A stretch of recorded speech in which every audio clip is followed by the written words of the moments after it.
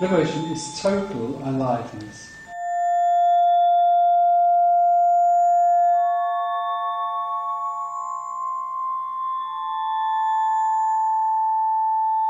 But the individual sitting on a chair is just so what? You know, it's just sitting on a chair. No big deal. For that which is not anyone, everything is totally new and fresh and alive. Neuroscientists are coming to the same conclusion. They're working with the brain people, and they are coming to the conclusion very strongly, although you don't hear much about it, of course, that there is no such thing as an individual with free will and choice. Yeah. That the whole thing is run in here from that point of view. So far, the quark is supposed to be one of the smallest things that scientists discover. Yeah. What they discovered to their alarm is that it both is and isn't. That's right. It isn't that it is and then isn't. It actually is and isn't. So there's nothing that's real or unreal. It is that as a separate individual, nothing is seen as it really is, because it's seen through like cling film or a veil. It's like everything that the individual sees from the point of view of being separate and something here looking at something else. After liberation, that completely collapses, and everything is simply what it is. And do you see other dimensions, things like No, that? I don't need sometimes? to, because this is enough. Yeah. There's no need to see other dimensions or anything grand or strange. This is a miracle. This is just a miracle, you know. Why bother? You know, well, why would you if there's only enoughness with this? We could spend the afternoon not speaking, but that would suggest that there's something better than something else. There is no choice about speaking, it's what happens. If you only confine yourself to listening to the words and the sense they make, then you're only going to reach some sort of understanding or misunderstanding. Something, as I said, there is something else going on here which is beyond the words.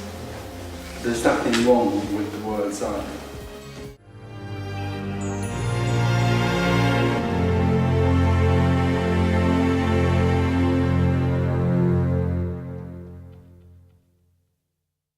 Some people seem to focus on asking just what liberation is like. So yeah, what is liberation like, Tony? It's not. Everything is the same as you see it in a sense, except that what the individual seeker sees is always separate from them. So that's why seeking is so unsatisfactory, because the person is always apart from what's happening. But the walls and the books in your face are just the same as you would see them, except that there's no one here seeing them, and there's nothing here that feels separate from them. So this is togetherness. Would you say that you experienced then being everything? Not that you No, experienced not being everything in the sense I am the sea and the sky and the walls, because there is no I to be am. There just is sitting on a seat talking.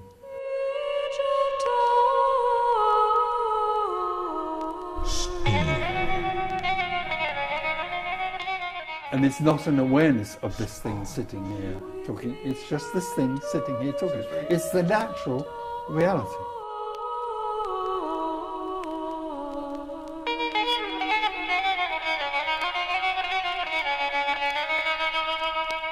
Does anyone remember who I am? Yes, some people have quite a strong physical reaction and other people don't. This can be dead cool or it can be very dramatic. You can't ever say. Was it dramatic cool for you? me. It was cool. I'm a cool guy. Because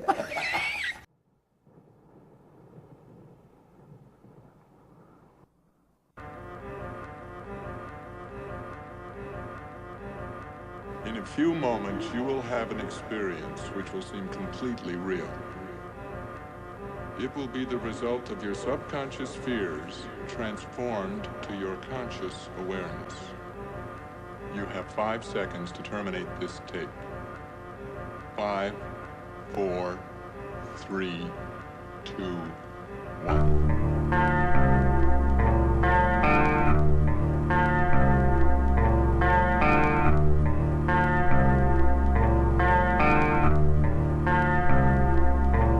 I think there is a weaning that happens. My sense with most of the people, it's happening a great deal now, by the way. I give meetings all over mainly Europe now. Yeah. It's happening a great deal all over the place now with people who come.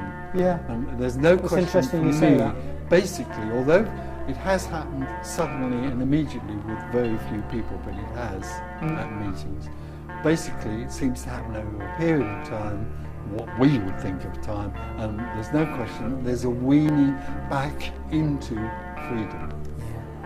Back into what We're already not was. used to freedom. Absolutely. We're in a world that's...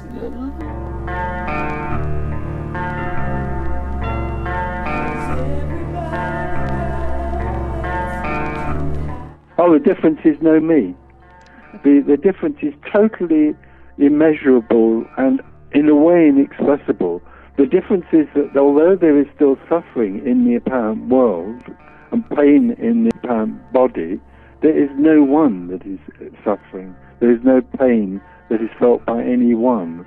So there is no longer any identification. That doesn't mean to say there's a sort of detachment. In fact, liberation is the opposite of detachment. There's a total aliveness. So everything is felt without any filters, without the filter of individuality. Everything is felt full on, passionate and naked, but by no one. No way back. No way at all. Oh, you don't know. There's no one, there is no one to know and say to somebody else, a friend, oh, it's over now, I am liberated, because there is no such thing as a liberated person. There's no such thing as an enlightened person. There is no one that knows, but it is so impactful that it's like being hit by a bus, except that there's no one being hit by the bus.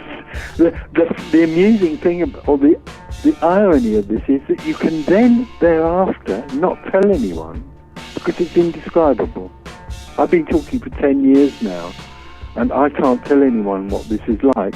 And this has happened to many people, and they phone me up and say, Tony, I can't tell you what this is like, because it's beyond communication in words. It can't be expressed, and that's how it remains the open secret. It remains secret because it's impossible to transfer to somebody else or express.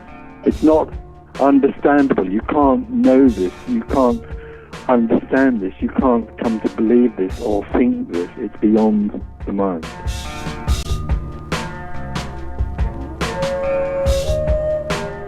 Because it's beyond time and it's beyond story. Liberation is the collapse of the story of me. It's the collapse of the idea that there's such a reality as time or a journey, or the idea that life has some purpose, that it's taking it somewhere. So it's beyond all of those things, and the greatest thing it's beyond is the idea that there's such a thing as an individual with free will and choice, and the need to find something else called enlightenment. All those things suddenly, the whole structure on which we live suddenly collapses, and all that's left is what is.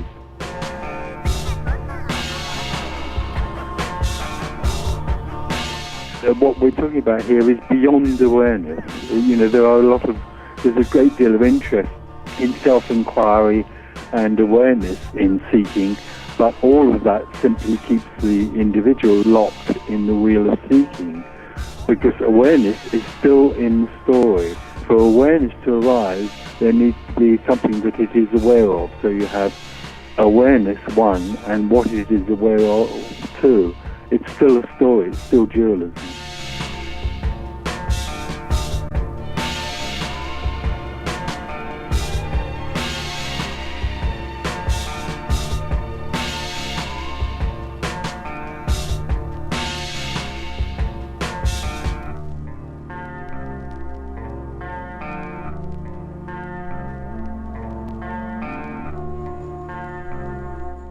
But when awakening happens, it's a total surprise.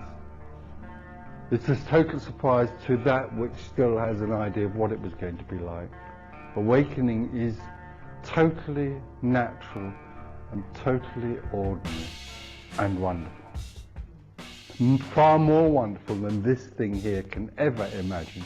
This thing here has got such a silly idea of what enlightenment or awakening is. But when awakening is seen by no one. It's realised that that liberty, that freedom, the nature of natural seeing is just so colossal. It's boundless.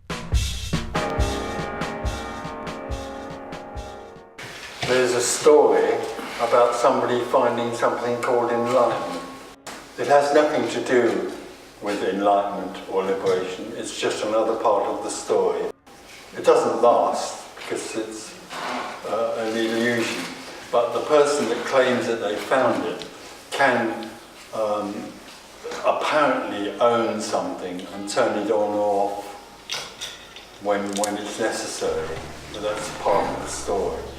In the natural reality, so-called liberation actually doesn't exist. When that which is longing for liberation collapses, then what's left is very simple and ordinary and natural.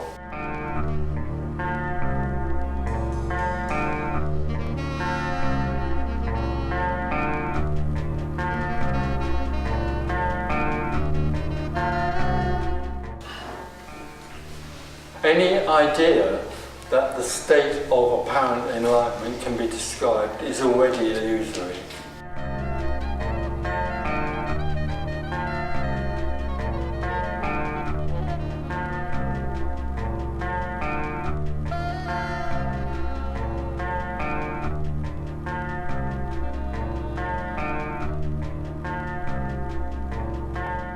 There isn't anything anymore that's making calculations about what's happening. There's nothing that's looking at you and saying to itself, now how can I manipulate this situation with this person over there? That's all gone. Everything that arises is new. It's totally living in newness. It's like living in loveness. Because in love, falling in love has a very similar quality to this, because falling in love, in a sense, is beyond person. It's about being in love with love.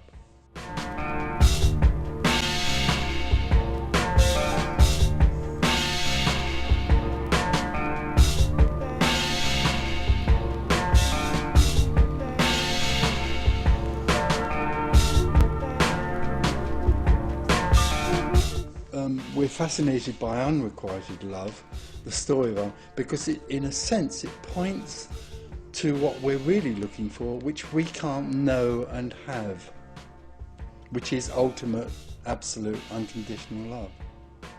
So we can't know that, and we're fascinated by the whole story of not being able to find our love in someone else. Because somewhere subtly we absolutely know that the love we really long for is ultimately unknowable.